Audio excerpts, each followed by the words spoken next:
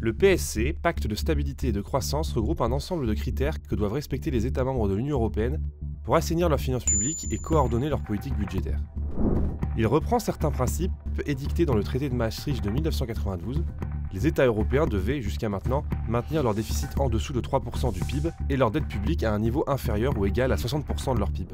Depuis 2020, la pandémie de Covid-19 et la guerre en Ukraine ont poussé l'Union européenne à activer une clause dérogatoire temporaire au PSC qui a autorisé les États membres à dépasser ces plafonds de dette et de déficit afin de faire face aux fortes dépenses inhabituelles.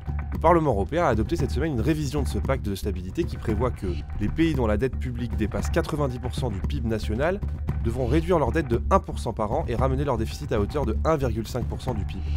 Ceux dont la dette est située entre 60% et 90% du PIB devront réduire leur dette de 0,5% par an et ramener leur déficit en dessous de 2% du PIB.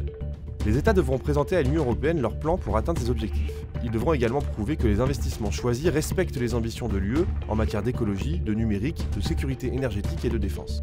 Concrètement, cela impliquerait pour la France une réduction des dépenses ou une augmentation des impôts estimée entre 12 et 30 milliards d'euros par an.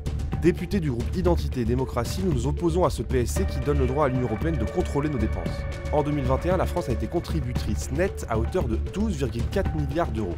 Nous n'avons aucune leçon à recevoir de Bruxelles, immigration massive, fraude sociale et fiscale. Nous savons où il y a des économies à faire pour assainir les finances de l'État.